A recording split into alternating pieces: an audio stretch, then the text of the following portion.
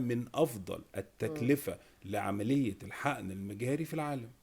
هل تعتبر التكلفة في مصر من التكلفات الرخيصة اللي مقدور عليها، ولا تعتبر تكلفة عالية؟ وإيش اللي يخلي أصلا مريض من دولة أخرى يسافر ويجي يسويه في مصر؟ كويس، خليني أجاوب حضرتك من الجزء التاني من السؤال. إيه اللي يخلي المريض ده في السعودية أو في الإمارات أو في دولة عربية ما تيجي تعمل العملية عندنا في مصر؟ هنقول رقم واحد، هو الحالة اللي جاية مصر هي جاية تعمل حقن مجهري، هي عاوزة إيه في الآخر؟ هي عاوزة تبغى مستشفى تحمل. كبيرة، هي بالظبط كده. هي بالضبط. جاية عاوزة حمل، أيوة. وبالتالي هي بتدور على أفضل نسب حمل. طب هل مصر أفضل نسب حمل في الدول اللي حواليها؟ أكاد أقول أيوة. احنا بنتقارن بمين؟ مين الدول اللي حوالينا مميزة في مجال الحقن المجهري؟ هنتكلم في الشرق الأوسط في دولة عربية زي الأردن، نتكلم في أبعد شوية في أوروبا، نتكلم في تركيا، هنتكلم في إنجلترا، نتكلم في نوسع الدائرة شوية، نتكلم في الهند وأمريكا، هنتكلم في بعض الدول الأوروبية الأخرى طبعا. طيب إيه اللي يخليني أروح مصر وما أروحش هذه الدول الأوروبية؟ حاجات كتيرة جدا. رقم واحد التكلفة. تكلفة في مصر تعتبر من أفضل، مش هقول أقل، ولكنها من أفضل التكلفة لعملية الحقن المجهري في العالم.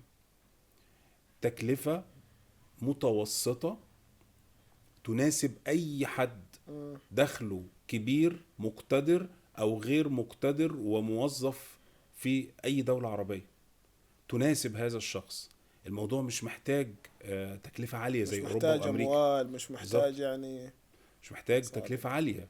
وهذه نقطة مهمة. مهمة جدا. أي إنسان الآن يقدر يحقق هذا الحلم، بدل ما إنه يصرف أموال كثيرة، أو إنه يتدين، أو إنه الموضوع يكون صعب عليه. بالظبط. فده رقم واحد. رقم اتنين، نتكلم في المكان اللي انا هعمل فيه عملية الحقن المجهري.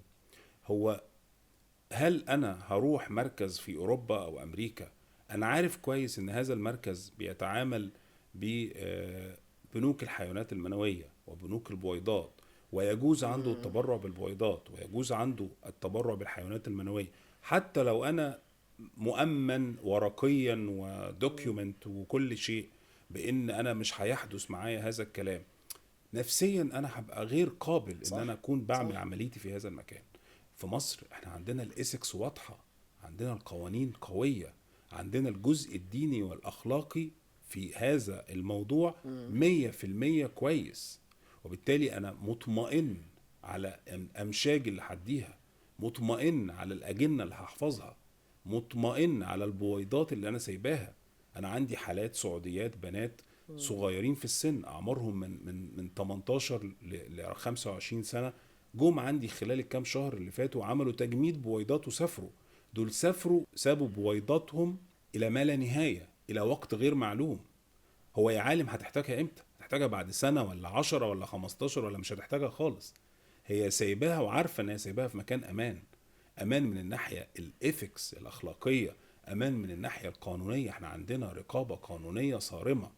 احنا ما فيش هزار في موضوع تجميد البويضات، ما فيش هزار في موضوع تجميد الاجنه، ما فيش هزار في عمليات الحقن المجهري. فاحنا الحته دي لا، افضل من اوروبا فيهم. انا في يوم من الايام ما اضمنش ايه اللي يحصل في البويضات بتاعتي لو صح. سايباها في صح. دوله اوروبيه بعد 5 سنين او 10 سنين.